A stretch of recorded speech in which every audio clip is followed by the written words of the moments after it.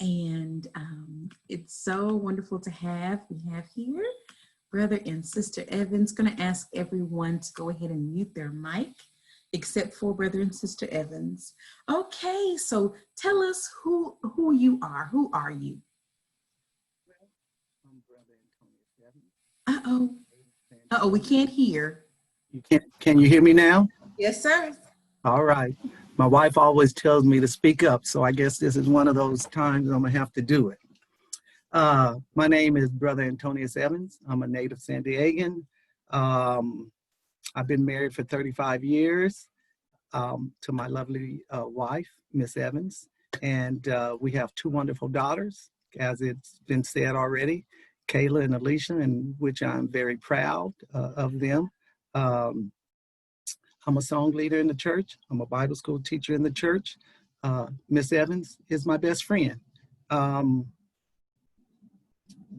I worked for the city of San Diego for 29 plus years. Hi, and I'm Leida Evans.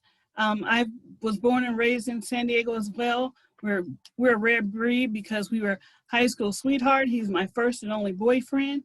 As he said, we have two beautiful daughters. They're beautiful both inside and out, and we're both extremely proud of them.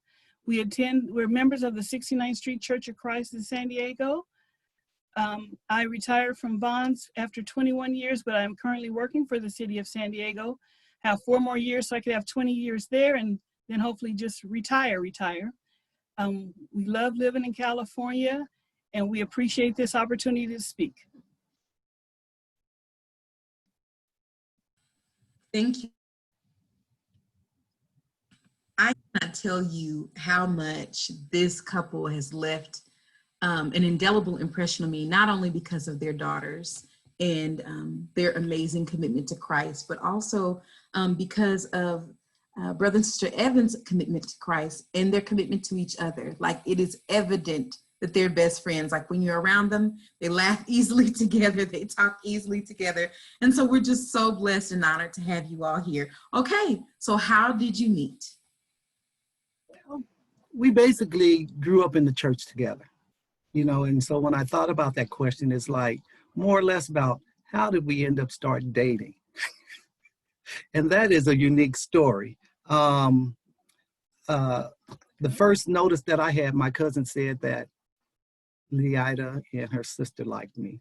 I had my reasons at that time. It was like, nah, and I didn't, and her sister was older than me. And so in my ideal, I always said I didn't want to marry a woman that was older than me. So that was my thought.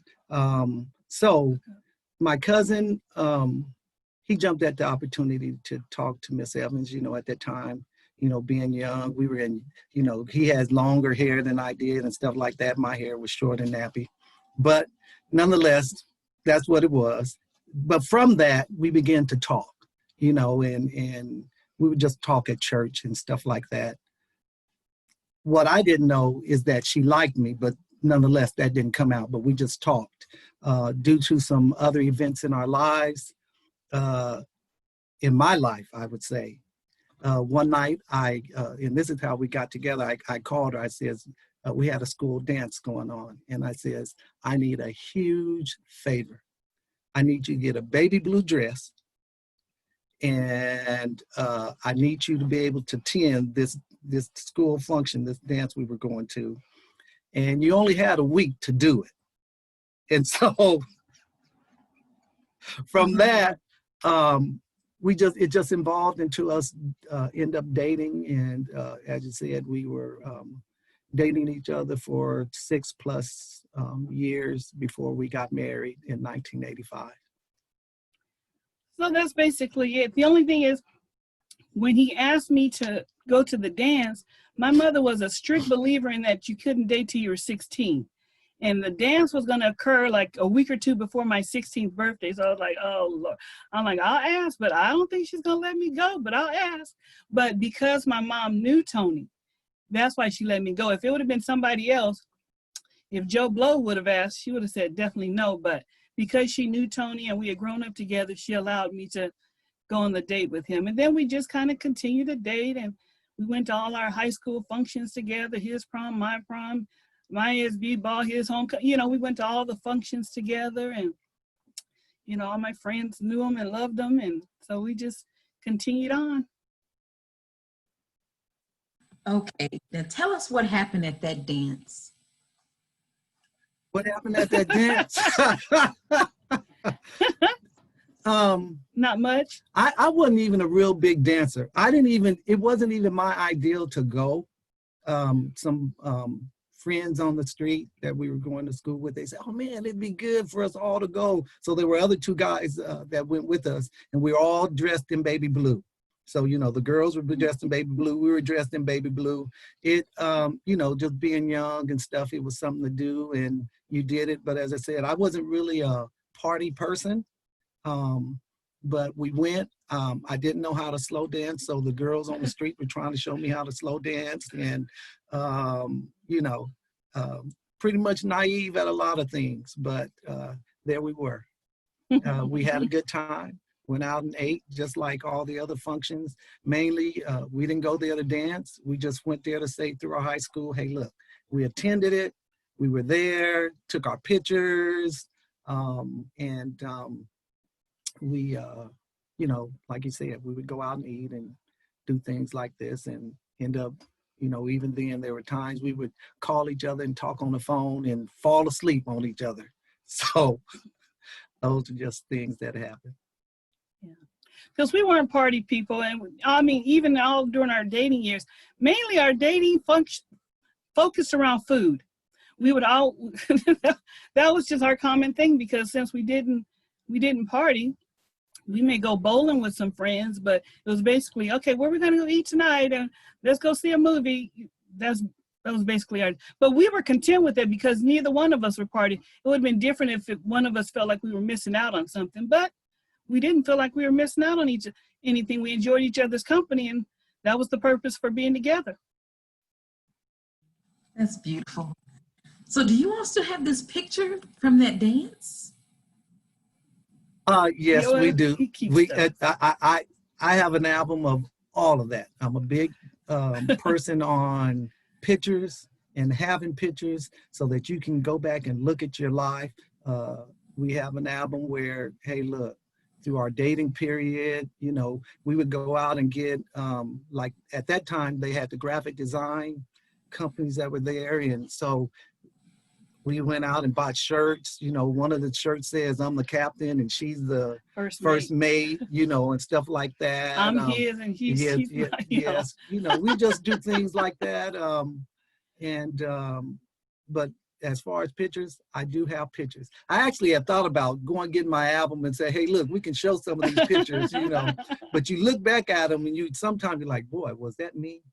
You know, I can't believe it. And that's why I like pictures. Even like I tell my daughters right now, look, my goal is I want to take a family picture every year. It doesn't necessarily happen that way. But the girls know, you know, sometimes it's like, oh, I got to get my hair ready. Oh, I got to get this, you know, but they know that that's a big thing with me, you know, to have pictures, to look back on your life, to look back where you came from. So I do believe in pictures.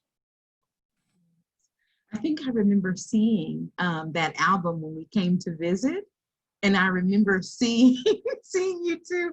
So beautiful. So what you're telling us is 16 is when you all started to see each other in a dating way, even though you grew up at church together. Yeah, after all those little issues through my life that kind of brought us together. You know, it was the Lord's working out what I wasn't working out. Amen. Amen. So you said that you dated for 6 years. So what was it that happened or that the Lord showed you that let you know, okay, this is the person I need to spend the rest of my life with? And we need his version and her version. I'll let her go first. Well, yeah, I realized that Tony was the person I wanted to spend the rest of my life with, but we dated so long because one thing, when we started dating, I was in the 11th grade. So I needed to finish my schooling, and my desire was to go to San Diego State, major in accounting, and one day become a CPA. Well, I did go to San Diego State, and I went there for several years. And then all of a sudden, it's like, okay, this is taking longer than I thought it was going to take, because San Diego State had, in their business department, it was impacted. So it was hard to get classes. You could do your lower division, but the upper division, you know, they had like 36,000 students. Business was one of the more popular majors, business and nursing. And so some classes were only offered in the fall, some were only offered in the spring. It was taking too long, you know. So then it's like, okay, we could get married before I finish school. You know, my mom's like, yeah, you could get married, but you got to promise that you're going to get your degree. Well, I promised it. It didn't come to pass, but I promised it. And I worked on it too. Oh, yes, yes. I would say during the dating time, there were other women I had dated and stuff, you know, like I said, through life, you learn some things. I think one of the most important things that I learned is I will not be second. That's what I learned. I'm not going to be second. I'm either first in your life or there's not us. I was a person that I knew, you know, kind of like, okay, here, look, I don't want a woman that drinks. I don't want a woman that smokes. My home is my castle. When I come home, I don't want to come home and be fighting and fussing and all of this. And so Miss Evans, she was easy, you know, we can talk, you know, and we just, and I think that was the thing. It was kind of like you said, she is my best friend, you know. I don't have many friends, but she is my best friend, you know, and so that's the thing. It's like, hey, look, we were just comfortable with each other. We can talk, we can, like I said, do things. There were no issues of me having to say, okay, well, you know, like sometime in life you end up doing something that's like, I said I wasn't gonna do this, and then you end up doing it. There were no issues like that with her, but I do say that out of the, especially this one female that I end up talking to, is like, just really opened my eyes and you know, things like that. And I believe I had something to offer to somebody who wanted to take what I had to offer, you know. One of the young ladies that she didn't even date me, you know. She just told me pretty much, you know what, I just got a relationship. There are more fishes in the sea and all of these kind of things. But one of my co-workers that work with her, they still stay in contact, and they would ask that. She said, how is he doing? Oh, hey, look, they're doing fine. And all I look at is like, you know, maybe it wouldn't have been me and Evan, but this could have been you, because I had something to offer, but you didn't take that. And so that's my whole thing. You know, like, ladies, understand, you have something to offer to the man that wants what you have to offer. If not, he may learn later on in life that he's going to regret not choosing that offer. But if he comes around to his senses before it's too late, that's okay. Now, I'm going to hush, because, you know, Mr. Evans can go on some tangents. And so I've told myself I need to rein myself in. Miss Evans is going to work with me and helping me rein myself in. So I'm going to shut up right there. No, Brother Evans, we need it all. Whatever comes to your heart that you need to share, we okay. Okay, that, you know, and he said, why did I choose her? I just said, once again, we were just easy. I like that she can talk. I think one summer, I noticed, because, you know, up until then, you know, we just talked, but we were leaving church. And I guess during this time, it was summer school. She was going to summer school, and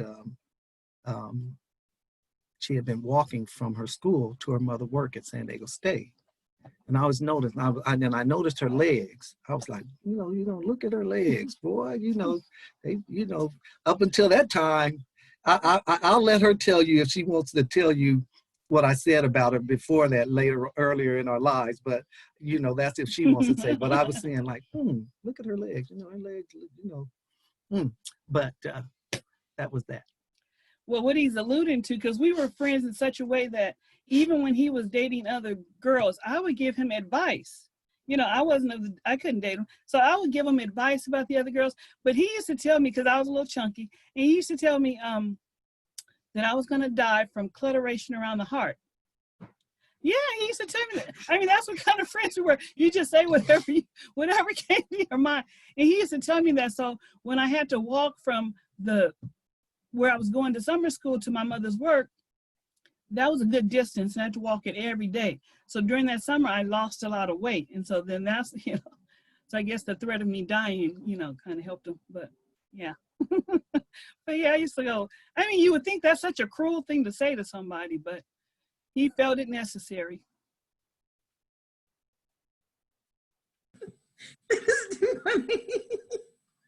Okay. Okay, so you saw the legs. Okay, okay.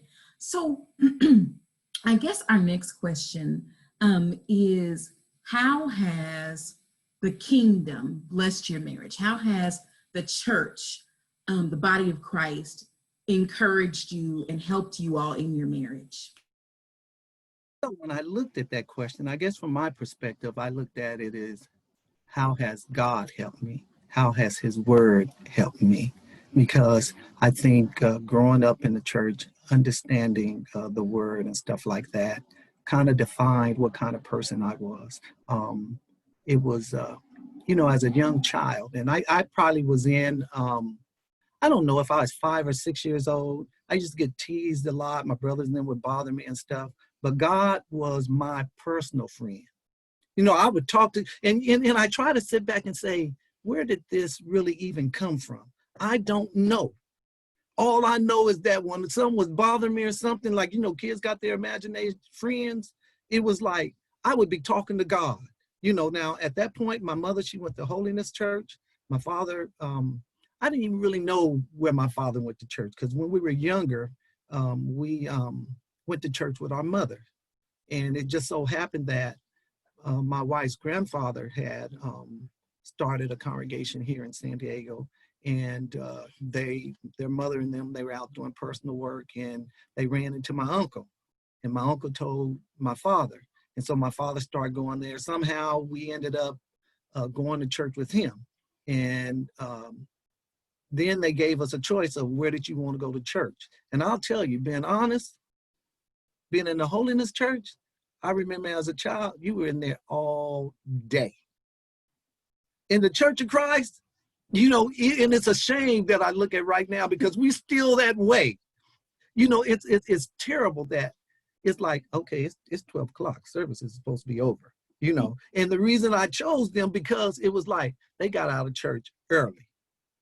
But as I said, you know, being there, listening, understanding, growing up in the church, hearing the word, that's how the church has helped me. The people there, more or less.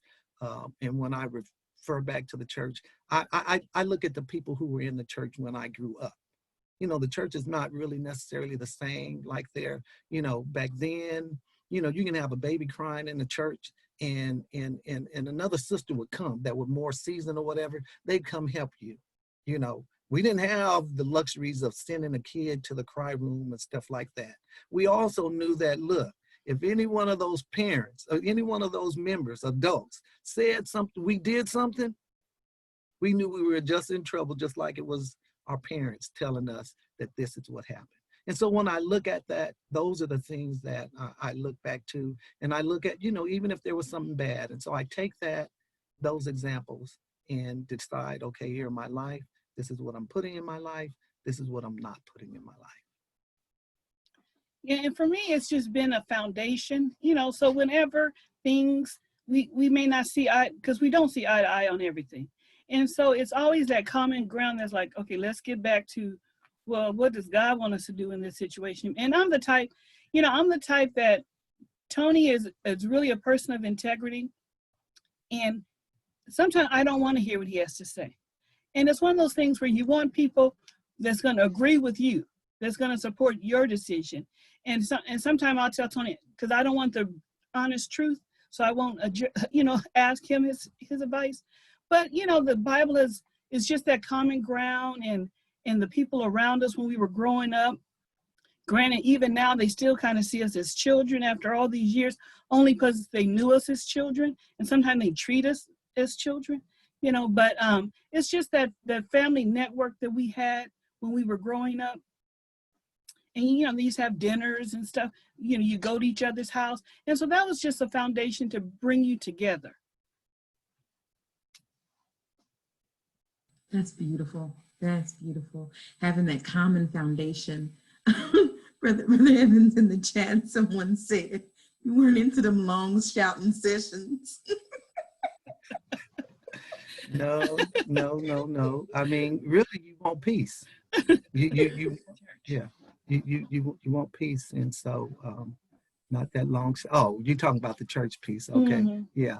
So no, I wasn't into that. I'll tell y'all a story that we were sitting in church one time, and my aunt, my father's sister, she had asked my mother about how to get the Holy Ghost.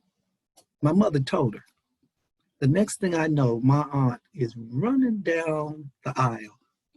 And I was like, and once again, I'm in the early elementary, maybe second, third, whatever. I said, look at this fool. That's how I looked at it. I said, look at that, and I told her that too. I was like, look at this fool running. But I think the good thing that happened out of that, is that because all the kids start going to church with my father. And that, I don't know whether it angered my mother or whatever, but then she started going and she started listening. But then some of the things in her life that she would talk about is that I knew I was living a good life. But some of that stuff wasn't happening to her. Like you say, getting the Holy Ghost and all this kind of stuff. It wasn't working for her. And being in there listening, once again, that solidified her eventually getting into the church. Actually, after my father came home and told me she got baptized, because I had already asked to get baptized. And it was like, what? In essence, being a young child, I was just thinking my mother was baptized anyway in there. It's kind of like forgot the part that she had been in the Baptist church and stuff like that. But, so that helped us, and my mother was, for me, when I look at it and I, get a lot of strength from, because my mother was a very kind person. She was, and so that helped me a lot. And saying as growing up, my father was in the service, so he was gone.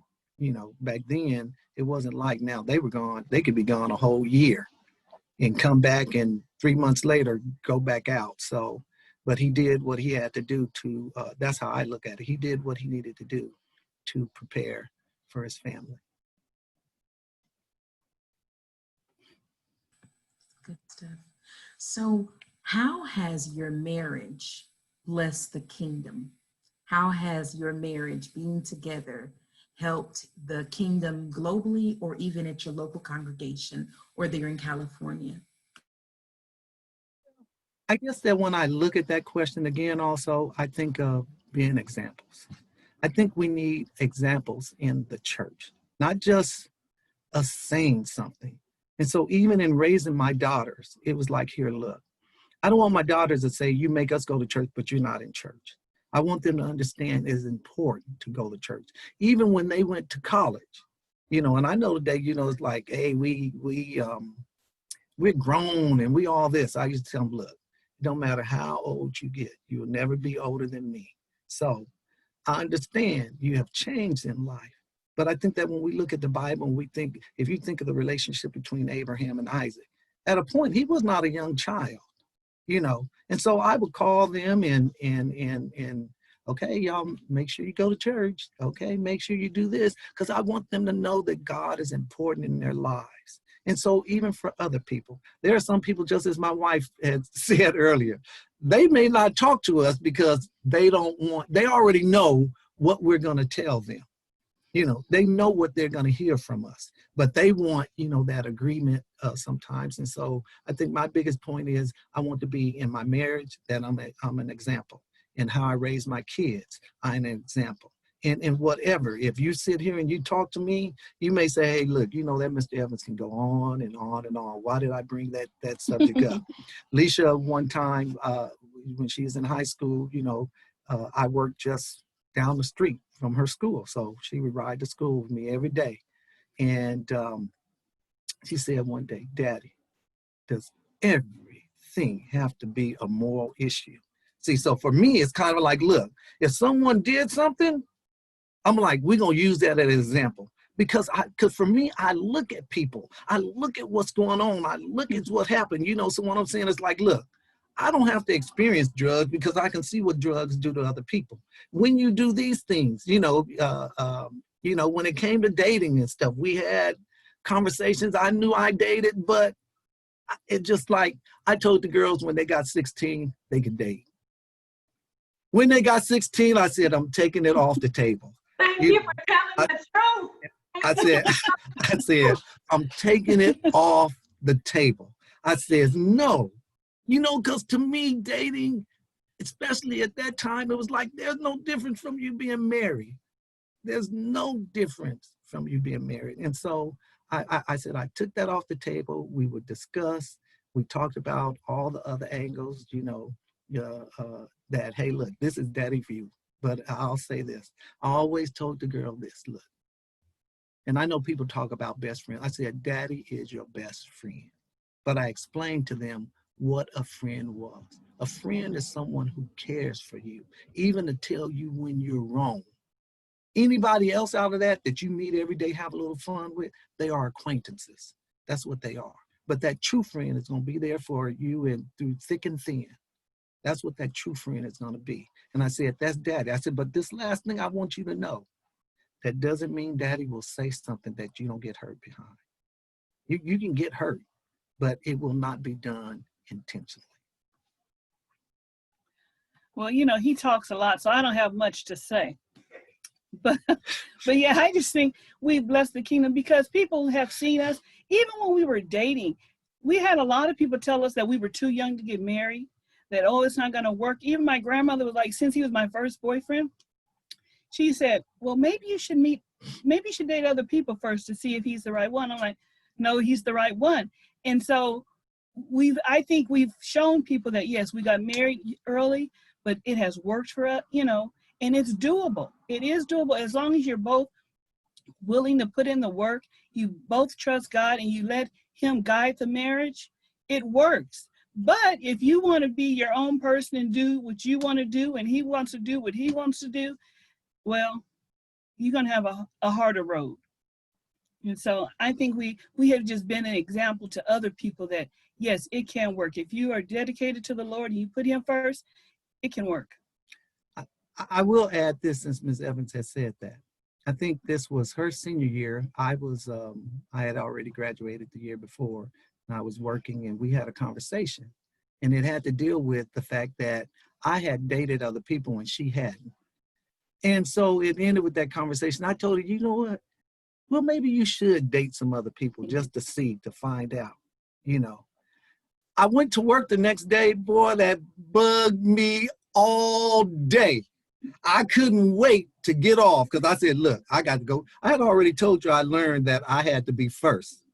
And so I go up to Miss Evans' school. I'm calling her. She does not hear me. I don't know what was going on. She did not respond, did not turn on. I'm like, what?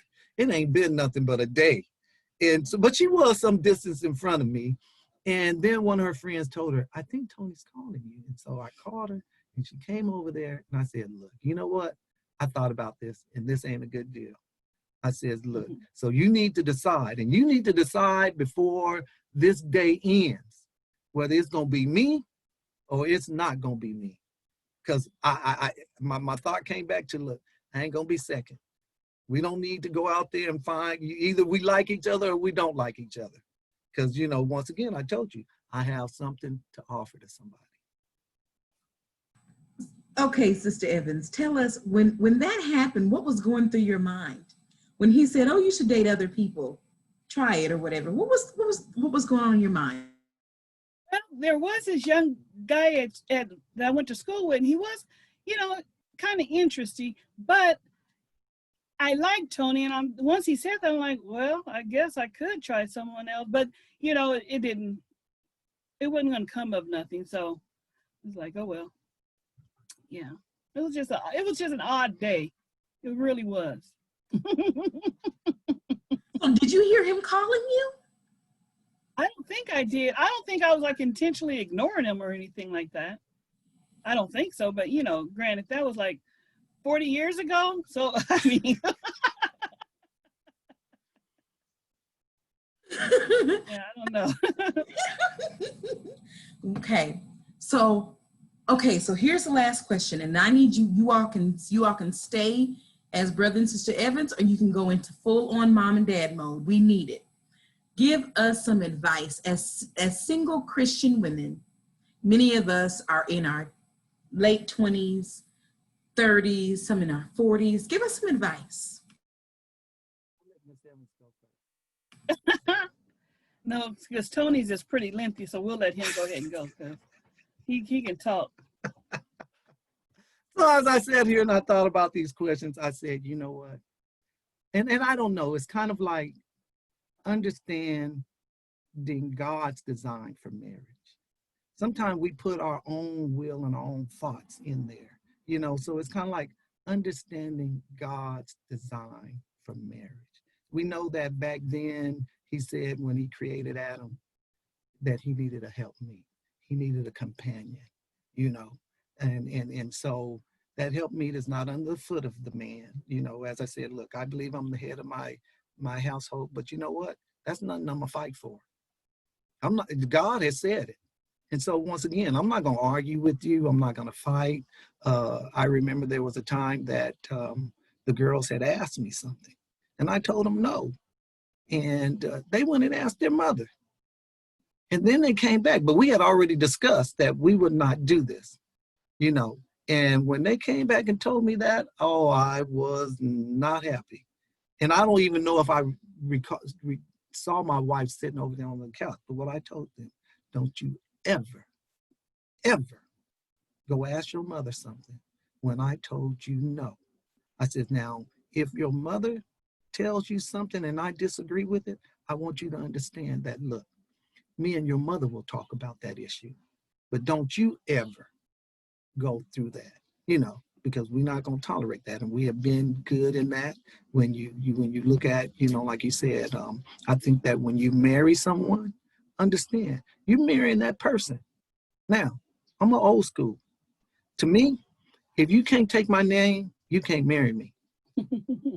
You can't have, you don't lose who you are. You don't lose no identity. That's talk of the world. That's exactly what it is. You are who you are. When you hear me, I say, Miss Evans say, I really didn't even really think that how much I really called her Miss Evans. But one day at work, my coworker said, you don't have like a pet name for your wife? I noticed that every time you call her Miss Evans. And I told him, I said, but that's because she is Miss Evans. You know, she is Miss Evans. I'm Mr. Evans, she's Miss Evans. And so I had came home, told her the conversation. She said, that's because you're possessive. You know, that was her comment to that. But I think, once again, look at what God's view is. I think that you need to know yourself, what you like, what you don't like, you know, because if you don't know yourself, how are you going to go somewhere and bring someone else into the situation? I think you need to understand what are your true deal breakers. As I said earlier, I knew I didn't want a girl that smoked. You know, that didn't mean that if she smoked, I wouldn't date her. It just meant that, you know, for us to go anywhere, you can't be smoking. Smoking, my father smoked when we were growing up. My father stopped smoking. Air never fresh smelled so good. So in my house, you know, they knew, the girls were raised up that you can't smoke. I had a cousin come down here and she was visiting us. Alicia, you know, this is Alicia said, you can't smoke in my house. You know, she said, she let them know, you can't smoke here because we don't have smoking in this house. And that's what, like I said, I want to be that example that I'm not going to smoke and then tell you not to smoke. These are the things. You don't see daddy drinking and telling it. That's not to say that, you know what, everybody turned 21 and they want to go and, well, hey, look, you know, I'm not going to say everybody, but most people, and you want to go try. once again, being naive, I just wasn't about drinking and stuff. And I think I'm getting turned 21. I asked my brother, and he says, well, they got the sweet, the medium, and the dry as far as wines go. And I'm kind of like, well, you know what? Just try something in between. And I bought that wine, and that wine sat right there on that table. And it was like, no, this is not something I need to do. But I do understand. If you drink enough, your palate is going to get used to it. And so I didn't. And so I moved on. So like you said, understand what your deal breakers are. What does this husband that you want look like for you? What kind of man do you want? For me, you want a man, first of all, that's going to work. I don't believe in this, changing the roles where the daddy stay home and take care of the kids. It's like, I don't care if you're a janitor, but you got to get out and work. You got to do something. And so my daughters always understand. It's like, look, don't get no man that ain't doing nothing. Look at that man, how he's spending his money, because that's going to tell you something. Then, like you said, and you guys already know, because it's all out there, how much debt this man has. Now, I'm not saying it's bad to have debt or whatever, but you need to know that, because you need to understand, do you want to be involved in that? If this man has been married before, you want to know that. Did he get divorced for the right reasons? You want to know that. And are you the kind of person that can deal with someone that has kids? You need to understand, can you do that? Because not everybody does it. And I'll even say this one. If you marry someone in the church and they are a preacher, you need to understand, can you really be the preacher's wife? That's what I mean about knowing yourself. You need to know yourself. Can I really do this? It's not an easy task. It's not even, like you said, and your husband may want to say, hey, look, I'm striving to be an elder. And you have to take that on, because there's certain things that come with that, and there's certain responsibilities that come with that. And so it's a wise thing for us to strive for. But on the other hand, I also understand not everybody is prepared for that. And so you need to know that about yourself. Discuss your likes and dislikes. I say that a friend of mine's, he married this young lady, and when they were young, they always went camping. Their parents took them camping and doing all this. Well, he liked fishing and camping. But she told him, look, you didn't discuss that with me before we got married. So now she didn't want to do it. And so it's very important. Sometimes we think something is just very minute, even to the point of how many kids you want. And that's the other thing when I talked about God design. God design is to have kids. And so you need to understand that. And then lastly, I don't know if it's not lastly, but I put no dating. No dating. And but the last part is, although I'm telling you this as a young lady, these same things apply to men. If I had boys, the things I told my girls are the same thing I would tell my young men. Why? Because those young ladies are another man's daughter. And we know how we feel about our daughters. And so when you out there, I want to make sure you respond appropriately the same way. So my thoughts are for dating. You just have to realize you're bringing in two, we're shaped by our life experiences. And so we're bringing in two people who may experience life totally different. And you have to be willing to compromise. Because if you're not willing to compromise, if it's your way or no way, it's not going to be successful. You have to be willing to compromise and kind of learn what you can about their background before you get married. Because, sometimes people bring in so much baggage. It's like, can I handle all that baggage they're bringing with them? Maybe they need to get some things straightened up in their lives before they're actually get married and start going down a new path with you. And I will say to what Miss Evans said, I don't want you to rule out someone because if someone truly likes you, I believe they will change. I told the girls, there are men who build castles, who've done many things for the women whom they love. And so if you, like you said, if you're that, I said, you got something to offer. So here, look, I'm that woman. You have to step up Now, there was a preacher, he preached this thing, and but he preached about peaches and grapes. And I taught I said, I want you to be a peach. Because I want you to be a peach, because for a peach, you need to reach up. But anybody can come along and pick one of those low-lying grapes. So once again, you don't want to be grapes, ladies. You know, as I said, I am a girl's father, but even growing up, sometimes I couldn't understand, why are these girls out here with these no good men? Why are they with these sorry men? Why are they with all this stuff? And the reality is, once you start going down that road and you start dating someone like that, once your emotion kicks in, now it's hard. Why? Because you're dealing with your emotions. You ain't thinking headstrong. But I told the girls, look, you know what you do? You go in your closet and you cry. Don't let no man see you cry. Because he's like, almost like on Little Mermaid, you know, when Ursula said, we got her on the roll. Look, I got her right where I want her. Don't let no man have that much control over you. Don't let him know. He may, but you just pick up all the strength you got, go in your closet and cry. But when you in front of him, you keep remembering what Brother Evans said today. I got something to offer for you, but one day you're gonna regret what you did and move on. If he gets his senses and come back later, that's fine. But I will also say this. Brother Thomas Foster, he was preaching a lesson. And he said, if you're married for looks, when your looks are gone, what do you have? If you're married for money, for material things, when they are gone, what do you have? The reality, you don't have nothing. But what is it that you really want? You really want a man that loves you. So for my daughters, I don't care that he's the janitor.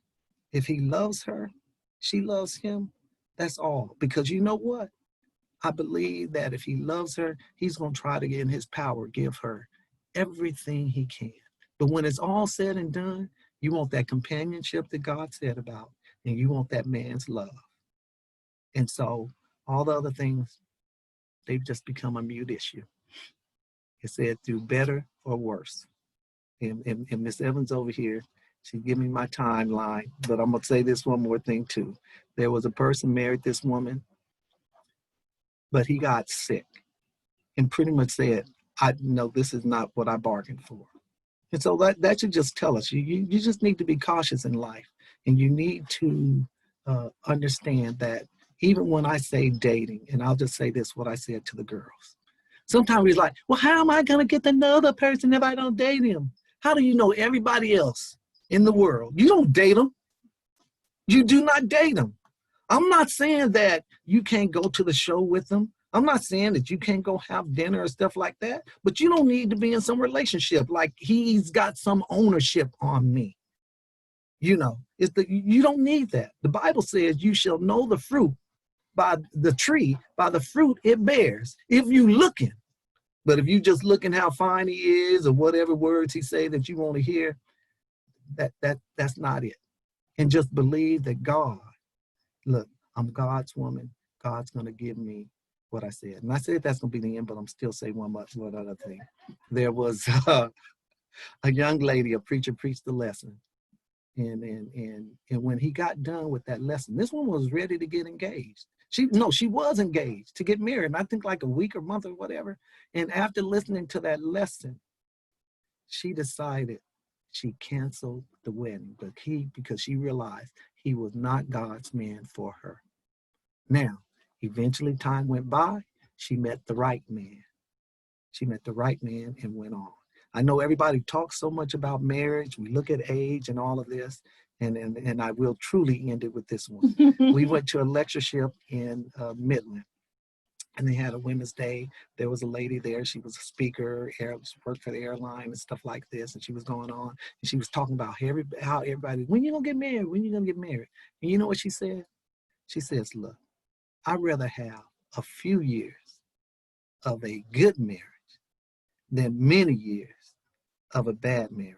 Because when I walked down that aisle, I was saying to myself, Tony, you know this until death do you part. Tony, you know this till death do you part. Tony, you know this till death do you part. Because I understood that this was till death do you part, you know. And so I will end there. Ooh, that is good, good. Okay, so I need you again to explain when you say no dating, what exactly do you mean by no dating? When you look at dating today in our relations, in our world, in our society, it is no different from marriage. It isn't. It leads to other things, even to the point that you can get yourself wrapped up with some crazy kook. Miss Evans had a friend that was dating this boy. This boy went down there, I guess they broke up, whatever, and he shot and killed this young lady. And so when you're not dating anyone, there's no strings attached. So if I wanted to go out with Rashad one day and wanted to go out with Billy the next day, that's fine. Understand, when you get to the point that you say, hey, look, he's the one, there's nothing stopping you from saying, look, all other men are off the board. I've saved myself for him. Even when you look out there, you may, I remember Brother Lawson saying, I don't know what happened in his first marriage, but technically when someone introduced him to a second wife, on their date, he said, look, I ain't looking for a friend, I'm looking for a wife. And I tell you here, if you go out, especially as you say, when we're getting older and stuff, it's amazing how time passes. I used to tell the girls that because, Kayla, I'm going to tell her story. Kayla said, look, if you ain't married by 25, you old. This was her when she was young. That was her thought. But I tried to tell her, baby, things don't work like that. It don't work like that. We devise things. But the one thing I will say is don't make a plan to say that, hey, look, by age, this got to happen. Because you ain't going to be happy if that's what you're trying to work your goal to your plan. I know what that was. So it's kind of like, look, I trust God. I believe in God. I'm a wait. That's not saying that I'm not out there looking, but I just don't want to jump at the first fish in the pond. I don't want to do that. And so those are things that, like I said, don't get discouraged. One of the things, me growing up in high school, I thought no one noticed me. No one paid attention, but I wasn't true. And so that's why we have to live our lives. You got to live your life in a manner because you don't know who's watching you. You don't know who's looking at you. And sometimes maybe you need to go. I try to encourage my daughters, look, go to some of the other congregations because your husband may not be at the congregation you're at. Go to the ladies' days. Go do, make yourself known. Make yourself seen. Maybe some mother said, hey, look, you know what? I saw this young lady and she's here. And such and such, this is going on. But if you're out there at the club, you're out there doing all these other things, well, once again, you just got anything out in the pond that may come up. They may be a Christian, they may not be, so you just have to trust in God, live your life the way God wants. Believe that God is going to give you the man. I prayed to God that he gave me a good wife. And he gave me the best wife there is, we sit and joke about, I'm glad I didn't have to marry any of your other brothers. That's what Miss Evans said. I'm saying, I'm glad I didn't have to marry any of your sisters. Because you know what? It just wouldn't work. And so God has given me a good wife. He has given me good children. But as I said, to my point as a man, and I look and say, hey, look, you need to be that example. And I'll say this, this is dealing with working and why I say men have to work.